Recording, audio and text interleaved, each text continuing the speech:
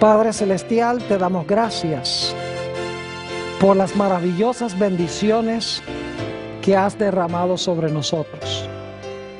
Te damos gracias por la vida y por la salud, y especialmente por tu santa palabra. Pedimos, Señor, que al abrir tu santo libro, tu Espíritu Santo, se manifieste en este lugar con poder. Que podamos comprender los 4 secretos de la verdadera riqueza. Te lo pedimos en el precioso nombre de tu Hijo, Cristo Jesús. Amén. Quiero extenderle a todos los que vinieron hoy un saludo muy cordial, agradecerles por haber venido a esta reunión. También quiero saludar a todos los que nos están viendo vía satélite en la pantalla de televisión en todos los países del mundo de habla hispana. Estamos muy contentos de que estén con nosotros. Hoy vamos a estudiar los 4 secretos de la verdadera riqueza. ¿Saben ustedes que el Señor Jesucristo habló de muchos temas? Pero no hubo un tema del cual habló Jesús más que el asunto del dinero. Jesús habló del amor, Jesús habló de la iglesia, Jesús habló de muchas cosas, pero habló más del dinero que de cualquier otro tema, porque Jesús sabía que el dinero es algo que puede causar nuestra perdición eterna o puede ser una bendición para nosotros y para la raza humana. En nuestro tema de hoy vamos a estudiar 4 principios de cómo administrar los bienes materiales que Dios nos ha concedido. Va a ser un tema muy metódico, muy sencillo, muy organizado. Lo que vamos a hacer es tomar cada uno de estos 4 principios y desmenuzarlo cuidadosamente.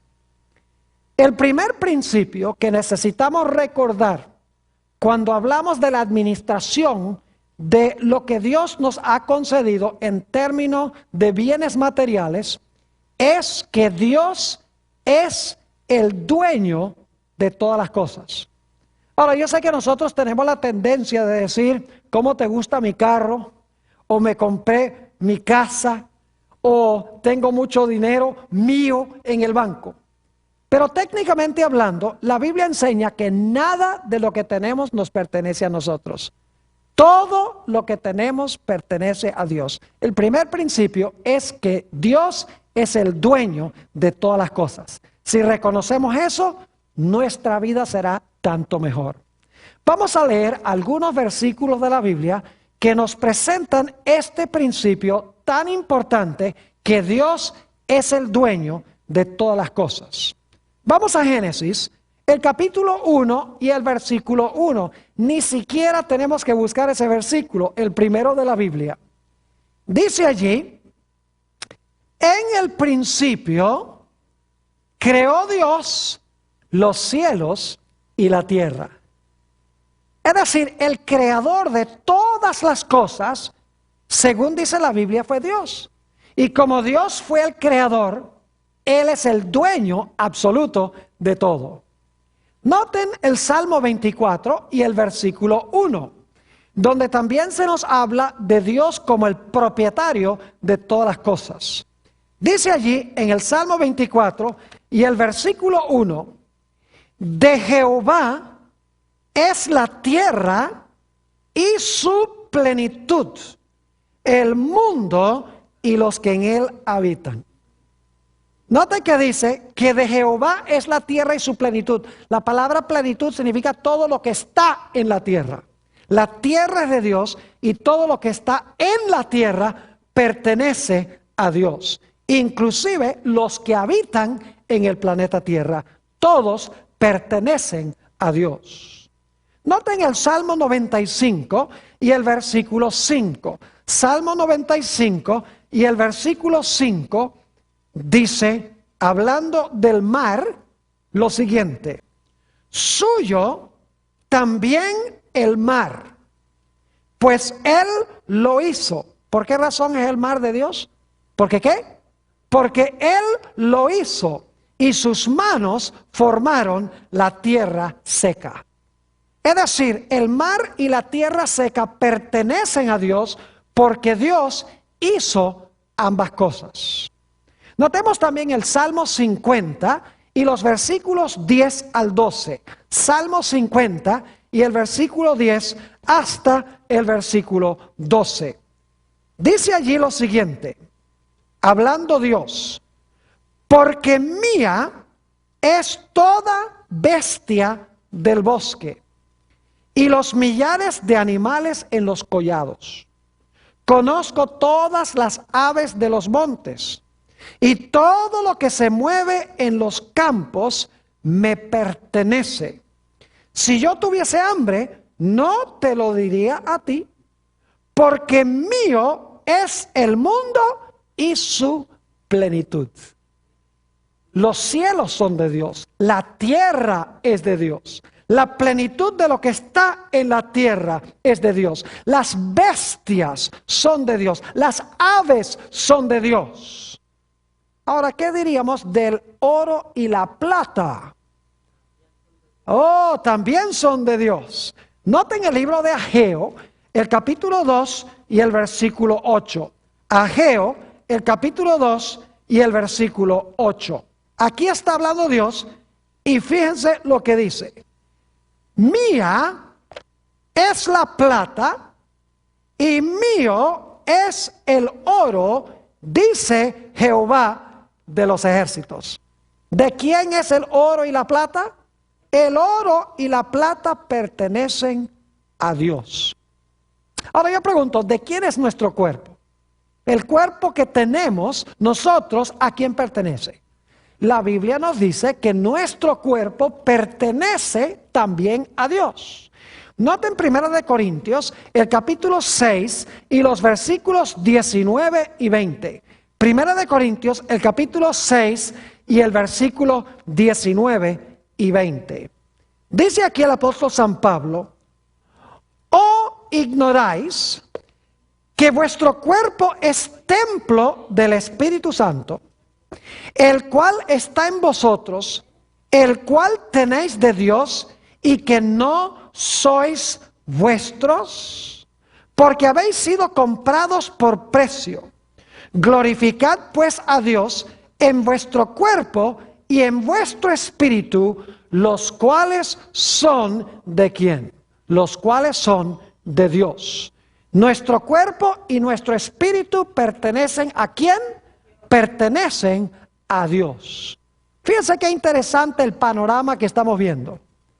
La tierra es de Dios, el cielo es de Dios, la plenitud de lo que está en la tierra es de Dios, las bestias son de Dios, los árboles son de Dios, el oro y la plata pertenecen a Dios, nuestro cuerpo pertenece a Dios y nuestro espíritu, que es nuestra mente, también pertenece a Dios. Hay muchos que dicen por ahí: bueno, este cuerpo yo puedo hacer lo que yo quiera con él, porque al fin y al cabo es mío. Especialmente aquellos, por ejemplo, que creen en el aborto, dicen: yo puedo hacer con mi cuerpo lo que yo quiera. En realidad la Biblia enseña que nuestro cuerpo no es nuestro. Nuestro cuerpo pertenece a Dios. Ahora el apóstol Pablo en 1 de Timoteo 6 y el versículo 7 expresa el mismo principio. Y yo creo que ustedes estarían de acuerdo conmigo y con el apóstol Pablo. 1 de Timoteo 6 y el versículo 7. Dice allí el apóstol Pablo: porque nada hemos traído a este mundo y sin duda nada podremos sacar. ¿Saben ustedes algo? Que ni la ropa que tenemos puesta la trajimos al mundo, porque entramos al mundo desnudos. Y no podemos tampoco sacar nada de este mundo. Mientras Dios nos da vida, tenemos. Mientras que no estamos recibiendo vida de Dios, no tenemos. Es decir, todo pertenece a Dios. Noten Deuteronomio 8 y el versículo 18. Dios, hablándole al pueblo de Israel, tuvo unas palabras muy sabias que hablar. porque posiblemente Israel pensaba que ellos podían ganar riquezas por sí mismos. Deuteronomio 8 y el versículo 18.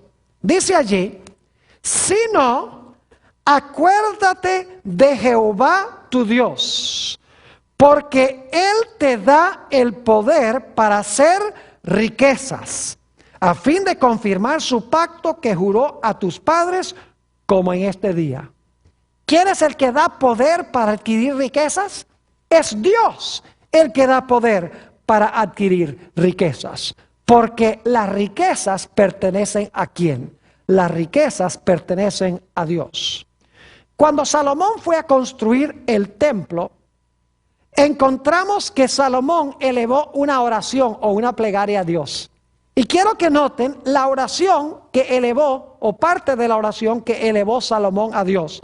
Se encuentra en Primera de Crónicas 29 y vamos a leer solamente los versículos 14 y 16. Primera de Crónicas 29, 14 y 16.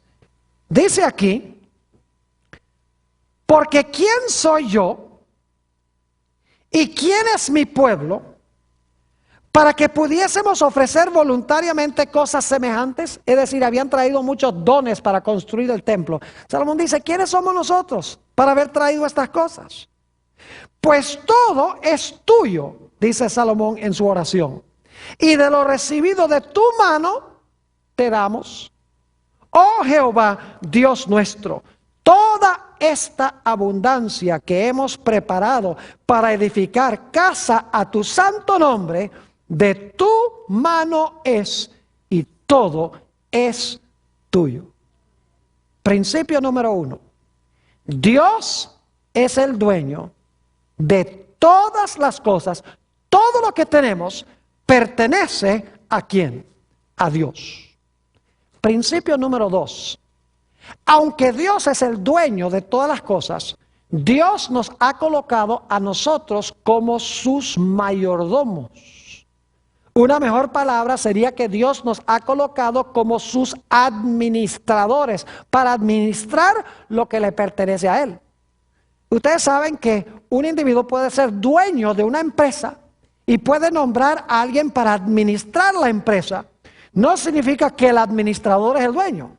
Lo que hace el administrador es simplemente manejar o administrar lo que pertenece al dueño. Vamos a notar algunos versículos de la Biblia sobre este segundo principio de que aunque Dios es el dueño, nosotros somos sus mayordomos. Génesis 1 y el versículo 28. Está hablando aquí de la creación de Adán y Eva y dice esto: y los bendijo Dios y les dijo, fructificad y multiplicaos, y llenad la tierra, y sojuzgadla, y señoread en los peces del mar, en las aves de los cielos, y en todas las bestias que se mueven sobre la tierra. Noten que Dios colocó a Adán y Eva para administrar lo que Él creó, porque dice que debían sojuzgar la tierra, señorear sobre la tierra, y que debían en realidad cuidar lo que Dios había creado. Noten también Génesis 2 y el versículo 15. Génesis el capítulo 2 y el versículo 15.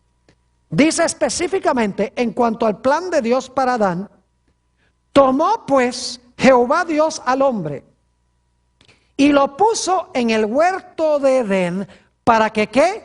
Para que lo labrara y lo guardase. Es decir, que Génesis deja muy en claro que aunque Dios era el dueño de todo, porque Él lo creó, Dios colocó a Adán y Eva para administrar, cuidar, mejorar y gobernar sobre lo que Dios había hecho. Ahora, hablemos un poco sobre las características que debe tener un mayordomo para que pueda ser reconocido fiel por el dueño. Vamos a Primera de Corintios, el capítulo 4 y el versículo 2. Acabo de mencionar esta característica de un buen mayordomo, de un buen administrador. Dice en Primera de Corintios, el capítulo 4 y el versículo 2: Ahora bien, se requiere de los administradores que cada uno sea hallado ¿qué? Que cada uno sea hallado fiel. Es decir, un administrador no debe estar robándole al dueño. Un administrador maneja lo que pertenece al dueño, pero no roba lo que no le pertenece. Es decir, una primera característica de un buen mayordomo es que debe ser fiel. Una segunda característica de un buen mayordomo es que el buen mayordomo mejora y multiplica lo que pertenece al dueño. No lo deja así nomás. Noten Mateo, el capítulo 25 y el versículo 27. O sea, Mateo 25 y el versículo 27. Aquí está hablando en la parábola de los talentos lo siguiente. Dice, por tanto, debías haber dado mi dinero a los banqueros, y al venir yo hubiera recibido lo que es mío con intereses. Es decir, el buen mayordomo no solamente cuida lo que pertenece al dueño, sino que lo multiplica. Es decir, lo mejora. Es fiel y gana intereses a lo que el dueño, lo que es del dueño, en otras palabras. Ahora, otra característica de un mayordomo fiel es que un mayordomo fiel le rinde al dueño los frutos en el tiempo en que debe hacerlo. Es decir, las ganancias se las rinde al dueño cuando el dueño lo exige y lo pide. Noten Mateo 21 y el versículo 34, San Mateo el capítulo 21 y el versículo 34. Esta es la famosa parábola de la viña. Y dice allí, y cuando se acercó el tiempo de los frutos, envió, está hablando de Dios, envió a sus siervos, a los labradores, para que recibiesen sus ¿qué? Sus frutos. Es decir, un mayordomo es fiel. En segundo lugar, un mayordomo multiplica lo que pertenece al dueño. En tercer lugar, un buen mayordomo le rinde al dueño lo que el dueño espera a su debido tiempo. Noten otra característica de un mayordomo fiel. Lucas 16 y el versículo 2. San Lucas 16 y el versículo 2. Algún día un mayordomo tiene que rendirle cuentas al dueño. Es decir, el dueño va a examinar los libros para ver si el mayordomo o el administrador llevó bien la contabilidad. Dice en Lucas 16, 2. Entonces le llamó y le dijo, ¿qué es esto que oigo acerca de ti? Da cuenta de tu mayordomía, porque ya no podrás ser más mayordomo. Es decir, un buen mayordomo, cuando el dueño dice, ríndeme cuentas, el buen mayordomo o el buen administrador le muestra los libros y se ve que llevó bien la contabilidad. Ahora, note lo que dice San Mateo 25 y el versículo 23. Todo mayordomo le encantaría escuchar estas palabras que habló Jesús. Dice en Mateo 25 y el versículo 23, su Señor le dijo, bien, buen siervo y fiel, sobre poco has sido fiel, sobre mucho te pondré, entra en el gozo de tu Señor. Y otro texto que está relacionado con esto es San Lucas 16, 10, a donde dice Jesús, el que es fiel en lo muy poco, también en lo más es fiel. Y el que es en lo muy poco injusto, también en lo más es injusto. Es decir, que un mayordomo es fiel en las cosas más pequeñas. Y si lo hace, cuando tiene que rendirle cuentas al dueño, el dueño le va a dar mayores responsabilidades y mayores privilegios como su administrador. Repasando entonces, el segundo principio es que aunque Dios es el dueño de todas las cosas, Dios nos ha colocado a nosotros para administrar lo que Él nos ha dado. Lo podemos usar, lo podemos aprovechar, pero tenemos que aplicar estos principios. Y es que tenemos que ser fieles, tenemos que invertir lo que pertenece al dueño y multiplicarlo. Tenemos que rendirle sus frutos en el momento debido.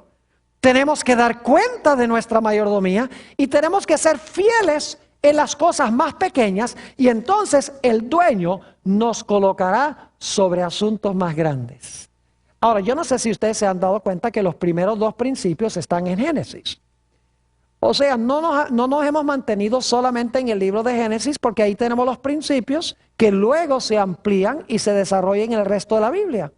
El primer principio lo vimos en Génesis 1:1, que Dios es el dueño de todas las cosas. En el principio creó Dios los cielos y la tierra. El segundo principio lo vimos en Génesis 2:15, donde Dios colocó a Adán para labrar y cuidar el huerto. Y también en Génesis 1:28, donde Dios mandó al hombre a sojuzgar la tierra, a cuidar la tierra, a administrarla. Es decir, estos principios están en Génesis y luego se desarrollan en el transcurso del resto de la Biblia. El tercer principio es también muy sencillo. El tercer principio es que aunque Dios es dueño de todas las cosas y nos ha dado la habilidad de administrar todo lo que pertenece a Él, en realidad hay algo que Dios se ha reservado exclusivamente para Él. Es decir, no nos da eso ni siquiera para administrarlo. Dios me dice, administra esto, pero hay una porción que yo me he reservado que no es para tú administrarla. Esa me la he reservado para mí. Yo no sé si ustedes recuerdan que hemos estudiado sobre el árbol de la ciencia del bien y del mal. Vamos a leerlo en Génesis, el capítulo 2, 16 y 17, porque aquí tenemos el principio, el tercer principio, de que Dios se ha reservado algo para sí que nosotros no podemos ni siquiera administrar. No nos lo ha dado para administrarlo nosotros.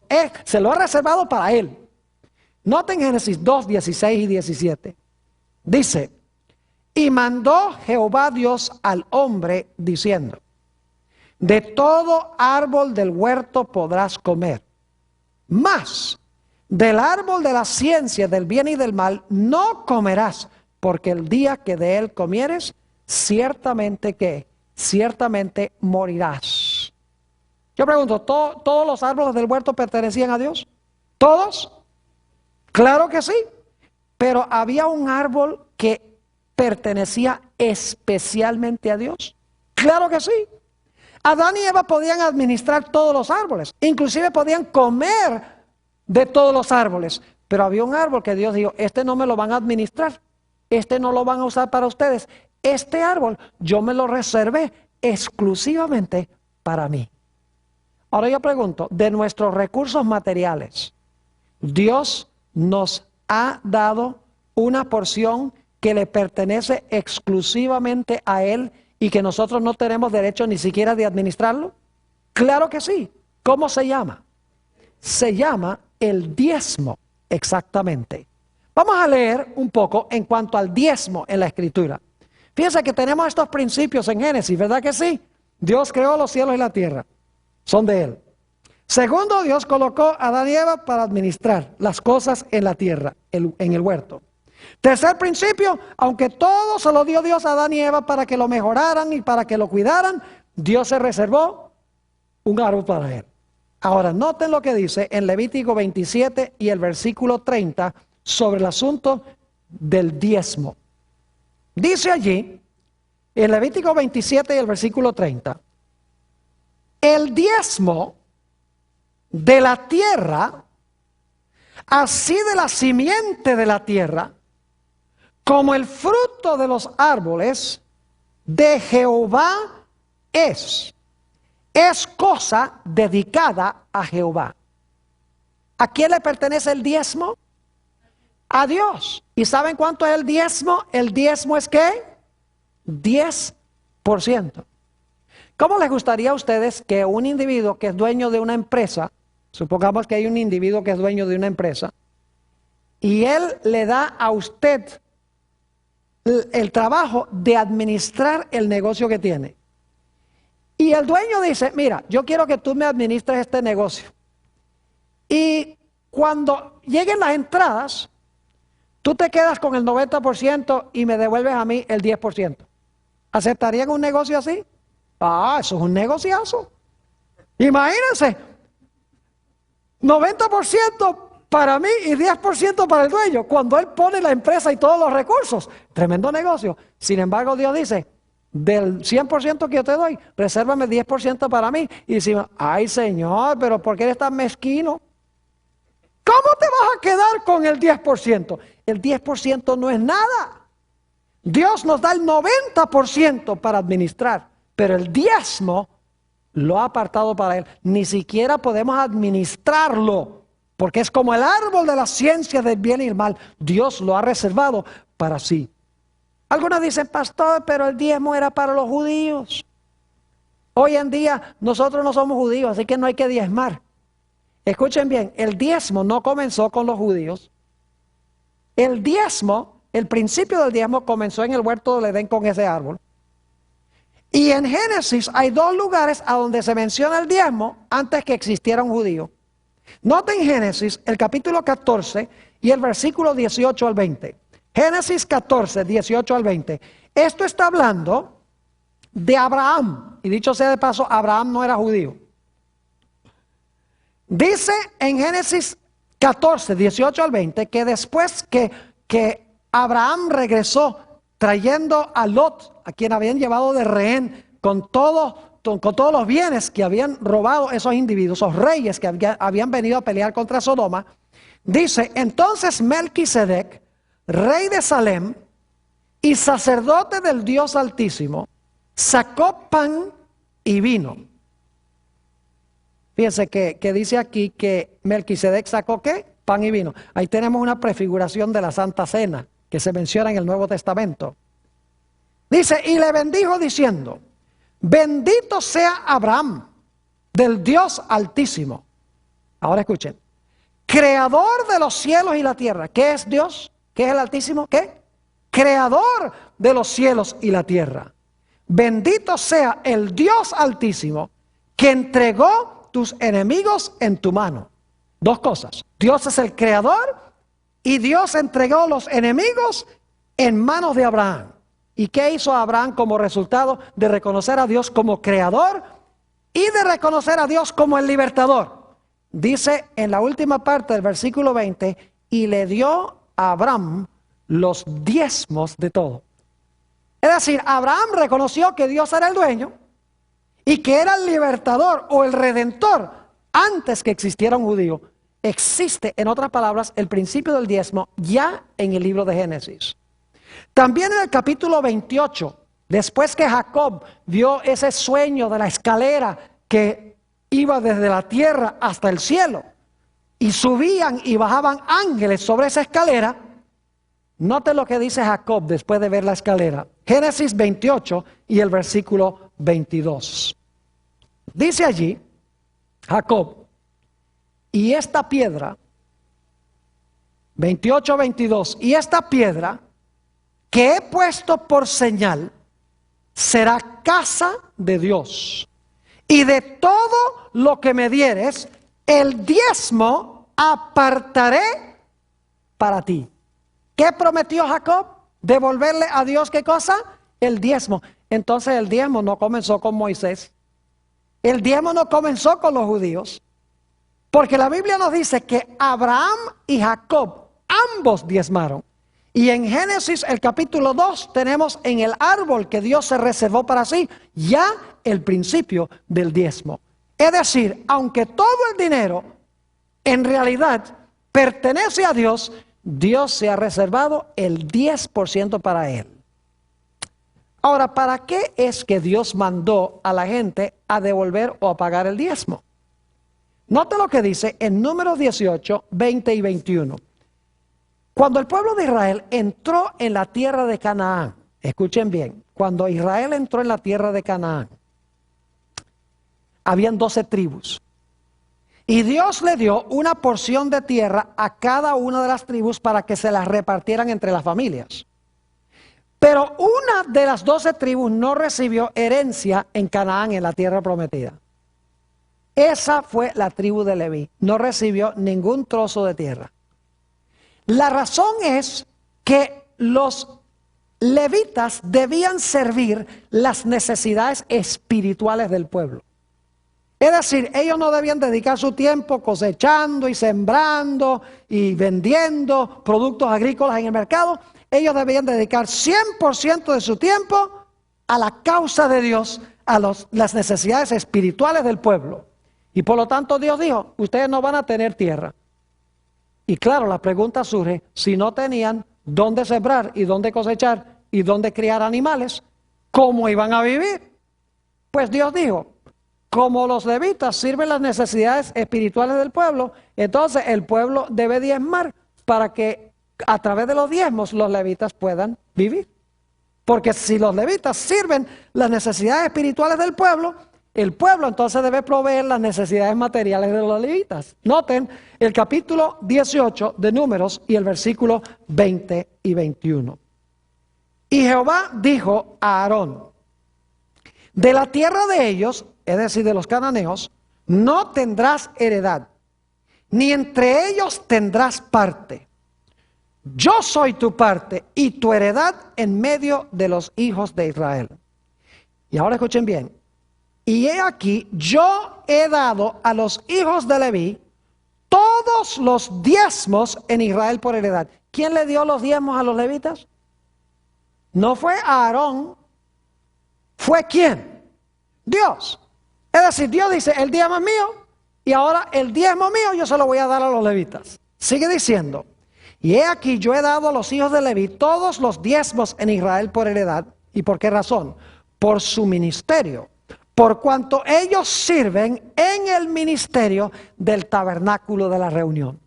Es decir, el diezmo era para remunerar a los ministros de esa época, a los sacerdotes que servían las necesidades espirituales del pueblo, porque los sacerdotes no hacían ningún trabajo secular.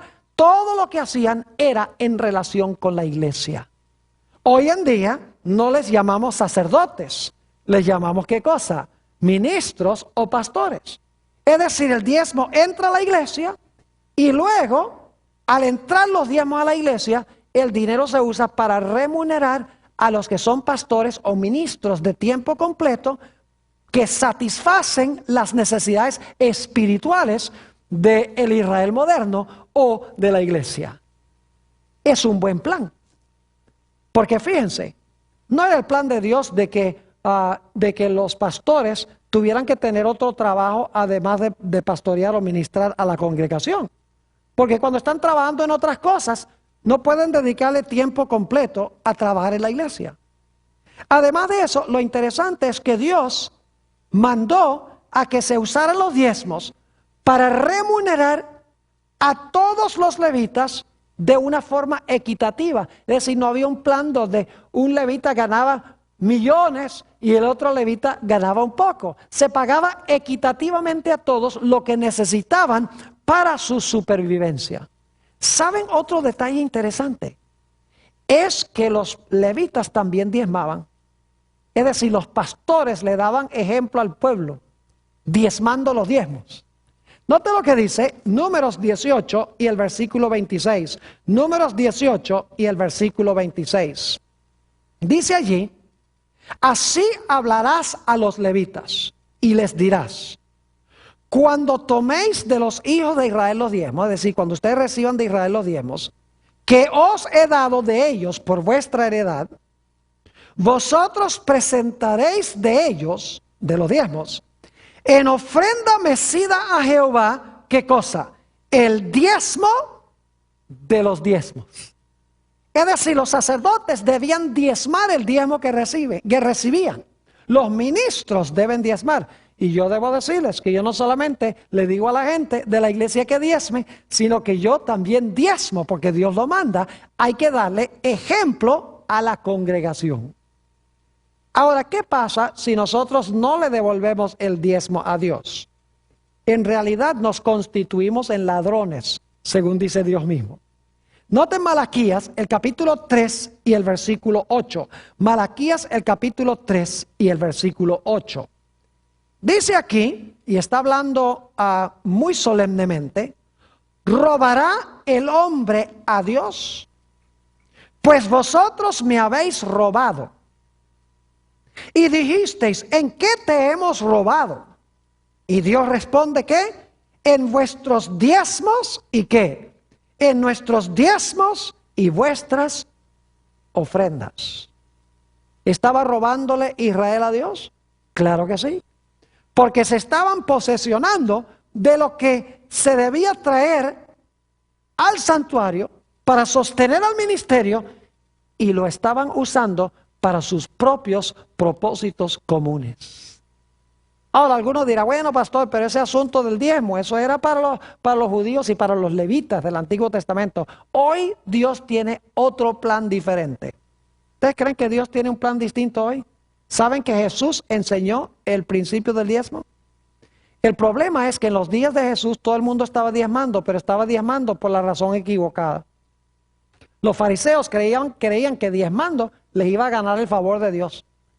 Así que Jesús no tuvo que decirles, diezmen, diezmen. No, porque ellos estaban diezmando. Lo que tuvo eso que hacer es corregir el motivo por el cual diezmaban. Noten Mateo, el capítulo 23 y el versículo 23. Y mientras ustedes están buscando eso, les puedo decir también que Jesús no dijo, guarden el sábado, porque todo el mundo estaba guardando el sábado. Lo que pasa es que lo estaban guardando mal. Lo estaban guardando como decían los fariseos, no como dice la Biblia. Así que Jesús corrigió la forma en que se guarda el sábado, pero no tuvo que dar ningún mandato de que la gente guardara el sábado, porque todo el mundo lo estaba guardando. Lo mismo el diezmo. Note Mateo 23 y el versículo 23. Jesús dice, ay de vosotros, escribas y fariseos hipócritas, porque diezmáis la menta y el eneldo y el comino, que son semillitas chiquitas. Imagínense, tenían 10 semillitas de comino y apartan 9 para mí y 1 para el Señor. Es decir, diezmaban estrictamente. Dice, y dejasteis lo más importante de la ley, la justicia, la misericordia y la fe. Esto era necesario hacer sin dejar de hacer aquello. Es decir, deben diezmar y deben tener la razón correcta o la motivación correcta para diezmar. Jesús dijo, es necesario tener ambas cosas. Ahora, hay un pasaje en el Nuevo Testamento que deja clarito el hecho de que el diezmo todavía hoy es el plan de Dios. En 1 Corintios 9, y voy a leer solamente los versículos 13 y 14, pero quiero contarles algo sobre el contexto. 1 Corintios 9, 7 al 14. Según parece, el apóstol San Pablo y algunos de sus colegas, los hermanos los estaban criticando porque en realidad la gente los sostenía de los diezmos. Y por lo tanto ahora el apóstol Pablo escribe a estas personas que estaban criticando a los ministros que eran pagos de los diezmos. Y el apóstol Pablo dice, ¿ustedes creen que un soldado cuando va a la guerra tiene que pagar sus propios gastos? ¿Ustedes creen que los soldados que están en Irak tienen que pagar su propio uniforme, su propia comida, su propia vivienda, todo? No. Él dice, si un soldado va a pelear en la guerra, es justo que se le pague. Dice, una persona que siembra una viña, es justo que coma de la viña. Dice, un individuo que cuide un rebaño, es justo que beba la leche del rebaño. Y dice, inclusive cita un versículo del Antiguo Testamento donde dice, no pondrás un bozal sobre el buey. Y la razón por la cual eso está en Deuteronomio es porque los bueyes trillaban el grano. Y si se les ponía un bozal, no podían comer de lo que estaban trillando. Y por lo tanto, ese texto lo puso Dios para decir, mire, el buey que trabaja es digno de su salario, es digno de que coma. Y el apóstol Pablo está diciendo, si un individuo trabaja en el ministerio, es justo que también viva del ministerio. Note los versículos 13 y 14 de 1 Corintios, el capítulo 9. Dice aquí el apóstol San Pablo, ¿no sabéis que los que trabajan en las cosas sagradas comen del templo? ¿Quiénes trabajaban en las cosas sagradas? Los sacerdotes, ¿verdad que sí? Dice, comen de las cosas sagradas o comen del templo Y que los que sirven al altar, esos eran los levitas, ¿sí o no? Los sacerdotes, comen del altar o participan del altar. Y ahora escuchen esto. Así también, es decir, de la misma manera, como allá los que servían en el templo y en el altar, comían de las cosas del altar y del templo, dice el apóstol Pablo, así también sugirió el Señor. ¿Eso es lo que dice? ¿Sugirió el Señor? No. Así también recomendó el Señor. No. Dice, así también ordenó el Señor a los que anuncian el Evangelio que vivan del Evangelio. Al igual dice él que los que servían el altar y los que servían en el templo vivían de los diezmos que la gente traía al alfolí. De la misma manera, hoy ordenó Dios que los que anuncian el Evangelio, los que proveen las necesidades espirituales de la iglesia, es necesario que vivan del Evangelio, es decir, que vivan de los diezmos. Y saben que cuando la gente diezma es una inversión. Porque cuando ustedes meten el dinero del diezmo en el plato de la ofrenda, el resultado es que el pastor va a servir sus necesidades espirituales. Es decir, ustedes lo que están haciendo es invirtiendo para que el pastor tiempo completo pueda hacer bautismos, pueda tener campañas evangelísticas, pueda predicar los sábados, pueda visitarlos cuando están enfermos, puedan ir al hospital, etcétera. Es decir, el diezmo es una inversión que nos regresa a nosotros en los servicios del ministro. Es decir, que hasta ahora hemos estudiado 3 principios. Número 1, Dios es el dueño de todo. Número 2, nos ha colocado sobre sus posesiones como administradores. Principio número 3, se ha reservado una porción que nosotros ni siquiera debemos administrar. Y quiero decirles, nosotros no pagamos el salario del pastor. El salario del pastor lo paga Dios. Porque el diezmo es de Dios, así que no se crean de mucho. Y diga, yo pago el salario de mi pastor. No, señor, porque ese dinero no es de ustedes para pagarle al pastor. Ustedes sencillamente lo traen a la iglesia y Dios le paga al pastor. ¿Me están entendiendo lo que estoy diciendo? Ahora, el principio número 4, muy sencillo. El principio número 4 es que si nosotros respetamos la porción que Dios se ha reservado, el resultado va a ser bendición. Si nosotros irrespetamos la porción que pertenece a Dios, vamos a traer sobre nosotros una maldición. ¿Saben ustedes que en el libro de Génesis nos dice que Dios bendijo todo lo que Él creó? Noten Génesis 1:28, lo voy a leer rápidamente. Dice, y los bendijo Dios, y les dijo, fructificad y multiplicaos, llenad la tierra y sojuzgadla, y señoread en los peces del mar, y en las aves de los cielos, y en todas las bestias que se mueven sobre la tierra. Dios bendijo todo lo que creó. Pero luego en Génesis, el capítulo 3, dice que Adán y Eva pecaron. ¿Y saben cuál fue el pecado de ellos? Se agarraron lo que Dios había reservado para él. Podríamos decir que se agarraron el diezmo de Dios para usarlo para ellos. Es decir, no respetaron la porción de Dios. Y como resultado, ¿qué vino al mundo? Ustedes pueden leer en Génesis, solo les doy las referencias, Génesis 3:14, Génesis 3:17 y Génesis 4:11.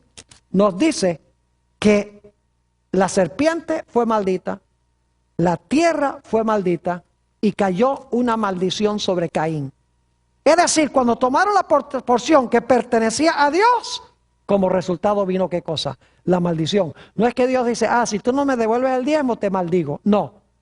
Cuando usamos la porción que pertenece a Dios, nosotros traemos sobre nosotros mismos una maldición. Note lo que dice Malaquías 3 y los versículos 9 y 10. Malaquías 3 y el versículo 9 y el versículo 10. Este es el pasaje famoso sobre el diezmo en la Escritura.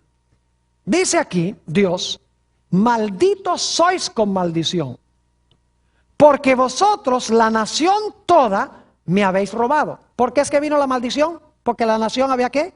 Robado a Dios. Luego Dios da la solución, dice, traed todos los diezmos al alfolí. El alfolí era un lugar en el templo a donde la gente traía para depositar los bienes agrícolas que traían. Dice, traed todos los diezmos al alfolí y haya alimento en mi casa, es decir, en el templo. Y probadme ahora en esto, dice Jehová de los ejércitos, si no os abriré las ventanas de los cielos y derramaré sobre vosotros bendición hasta que sobreabunde. Dios dice, soy malditos con maldición porque me han robado. Dice, pero si ustedes respetan mi porción, les voy a derramar una bendición que no van a tener suficiente espacio para recibir las bendiciones que yo les voy a derramar. Es una promesa de Dios. Hallamos ilustraciones de esto en la Sagrada Escritura. Tenemos, por ejemplo, la historia de Elías. No había llovido por 3 años. Dios mandó a Elías a ir a un pueblo, al pueblo de Sarepta, y Dios le dijo, allá te vas a encontrar con una viudita. Y ustedes pueden leer esto en Primera de Reyes 17, solamente les estoy contando la historia.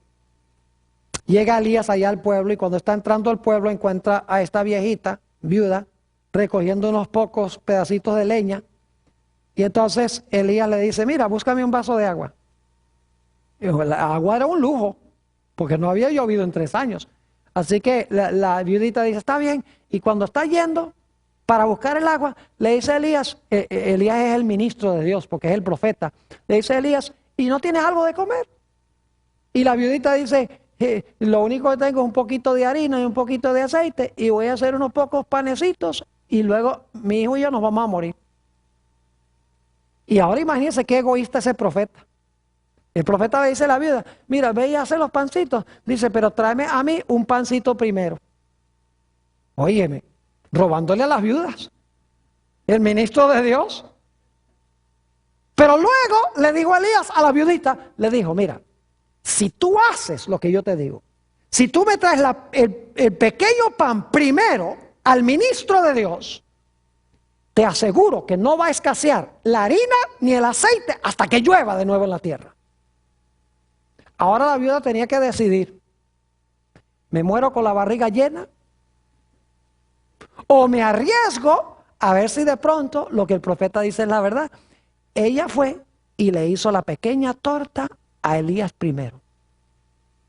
Y saben que la Biblia dice que no escaseó ni el aceite ni la harina hasta que volvió a llover sobre la tierra. Sacaba aceite y sacaba harina, todos los días sacaba y no se acababa. Por 6 meses esos barriles produjeron harina y aceite. Ella nunca hubiera sabido si Dios estaba hablando en serio, al menos que lo hubiera probado. Por eso dice, probadme ahora en esto. Hay gente que dice, ay pastor, pero a mí no me alcanza el dinero para diezmar. ¿Saben algo? Yo les doy una fórmula donde siempre les alcanza el dinero para diezmar, y es, denlo primero. Si lo devuelven primero, siempre les va a alcanzar el dinero para diezmar. Y fíjense que cuando Dios nos pide que diezmemos, Dios promete que nos va a suplir todo lo que nosotros necesitamos para nuestra vida. Junto con lo que nos pide, promete una gran bendición. También hallamos estos 4 principios ilustrados en la historia de José. Ustedes saben que Potifar era el dueño, ¿verdad? José fue a parar en la casa de este hombre, Potifar, hombre grande allá en Egipto. Y nos dice la Biblia que aunque Potifar era el dueño, José era ¿qué cosa? Era el mayordomo. Y era un buen mayordomo. Porque cuidaba lo del dueño, lo invertía, lo multiplicaba. Mejor dicho, Potifar confiaba tanto en José que lo único que sabía era cuando le ponían la comida en la mesa. Ni se preocupaba por lo que tenía o lo que no tuviera. Pero había algo que Potifar se reservaba solamente para sí, su esposa. Y ahí era que se iba a probar la mayordomía de José. Podía administrar todo, pero la esposa era de Potifar. Y José escogió respetar lo que Potifar se había reservado para sí. Y alguno dice, sí, pero fíjese, respetó lo que le pertenecía a Potifar y allá fue a parar a la cárcel. ¿Acaso la Biblia dice que cuando respetamos, cuando somos buenos mayordomos, que viene bendición? Pero es que a veces las bendiciones no vienen inmediatamente. A veces las bendiciones se demoran. José fue a parar a la cárcel, eso es verdad. Pero para hacer una larga historia corta, al final, como resultado de ir a la cárcel, Conoció al copero de Faraón, llegó a ser el primer ministro de Egipto y llegó a librar a su familia de morir de hambre. Dios ciertamente lo bendijo. No crean que Dios, inmediatamente que empiecen a diezmar, les va a llover billetes del cielo. No, a veces se demora, pero Dios promete que no nos va a faltar. Leamos algunos versículos para concluir sobre estos principios. ¿Entienden los principios? Sencillitos. Dios es el dueño de todo. Nosotros somos sus administradores. Dios se ha reservado una porción que es exclusivamente para Él. Si respetamos esa porción, bendición. Si irrespetamos esa porción, maldición. Así de sencillo es. Ahora, escuchen bien lo que dice Hechos 20:35. Porque uno de los mayores problemas que tiene el hombre es que el hombre es egoísta por naturaleza. Le gusta acaparar, le gusta guardar, le gusta ahorrar, no le gusta dar. Dice el apóstol San Pablo en Hechos 20:35, en todo os he enseñado que trabajando así se debe ayudar a los necesitados y recordar las palabras del Señor Jesús que dijo, más bienaventurada cosa es que es dar que recibir. Más bienaventurada cosa es que dar que recibir. ¿Te recuerda la historia de Zaqueo? Cuando Zaqueo se convirtió al Señor, inmediatamente cambió la forma como administraba su dinero. Antes era egoísta y era ladrón, porque cobraba impuestos y cobraba más de la cuenta. Pero cuando se entregó a Jesús, públicamente llega Zaqueo y dice, ahora yo anuncio que la mitad de mis bienes van para los pobres. Y dice, y algunos dicen, ¿y por qué nada más la mitad? ¿Por qué no todo?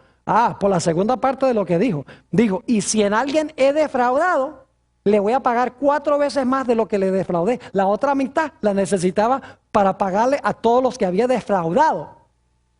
Es decir, cuando se convirtió a Jesús, su forma de mirar el dinero, ¿qué? Cambió. Ustedes recuerdan la historia de la viudita. Esa se encuentra en San Marcos, el capítulo 12. Jesús está parado con los discípulos. Llega una viudita ahí, pobrecita, con 2 blancas, con 2 moneditas. Y ustedes pueden leer ahí, los magnates, los importantes, venían y traían sus manos llenas de monedas y las echaban ahí. Y todo el mundo, mire cuánto echó ese. Y llega la viudita en medio de todos esos, y ahí, sin que se fijara nadie, mete las 2 blancas. Y dice ahí en San Marcos el capítulo 12, Jesús dice, miren, le dice a los discípulos, esa viudita dio más que todos los demás, porque ellos dieron de lo que les sobraba, pero ella dio todo lo que tenía. ¿Saben ustedes que nuestra generosidad no se mide por lo que damos, sino por lo que nos queda después que damos? No registró eso, ¿verdad? El sacrificio no se mide por lo que damos, sino por lo que nos queda después que hemos dado. Si damos y nos queda un montón, no hemos hecho ningún sacrificio. Lo que hizo que la viuda hubiera dado más es que cuando ella dio, no le quedó nada. Eso es sacrificio de verdad. Note lo que dice el apóstol Pablo, 1 Timoteo 6 y el versículo 9 y 10. El dinero es un peligro grandísimo, queridos hermanos y amigos. Es un peligro. Puede traer mucha bendición al mundo, pero también representa un peligro para nosotros. 1 Timoteo 6, 9 y 10. Dice, porque los que quieren enriquecerse caen en tentación y lazo, y en muchas codicias necias y dañosas, que hunden a los hombres en destrucción y perdición. Porque la raíz de todos los males es el amor al dinero, el cual codiciando algunos se extraviaron de la fe y fueron traspasados de muchos dolores. Con razón el Señor Jesucristo habló tanto del dinero. Para concluir, quiero decirles que en el mar, que allá en la tierra de Israel hay 2 mares. El mar de Galilea y el mar muerto. El mar de Galilea, ustedes van y encuentran que está lleno de vida, lleno de peces, aves a sus alrededores, mucho verdor, árboles, pasto verde. Es decir, todo es vida. El Jordán sigue fluyendo del sur del mar de Galilea y va al mar Muerto. Y cuando llega al mar Muerto no hay nada vivo ahí. No hay vegetación, no hay peces, no hay microorganismos, no hay aves en el cielo. Está bien nombrado ese mar, es el mar Muerto. ¿Y por qué razón es que el mar de Galilea tiene tanta vida y el mar Muerto está tan muerto? Muy sencillo. El mar de Galilea le entra al río Jordán por el norte y luego el mar de Galilea da su agua por el sur. Es decir, el mar de Galilea recibe para dar, mientras que el mar Muerto no le da a nadie. El agua que llega al mar Muerto queda en el mar Muerto. El agua se estanca y por lo tanto no hay vida. El principio fundamental de la vida, mis queridos hermanos y amigos, es el principio de dar. Dar, dad y se os dará, dijo el Señor Jesucristo. Recordemos entonces estos 4 principios básicos de la verdadera prosperidad. Número 1, reconozcamos siempre que Dios es el dueño de todo. Número 2, que nosotros somos sus administradores y debemos ser fieles. Número 3, que hay una porción que Dios se ha reservado y debemos respetarla. Y número 4, si respetamos eso, tendremos gran bendición.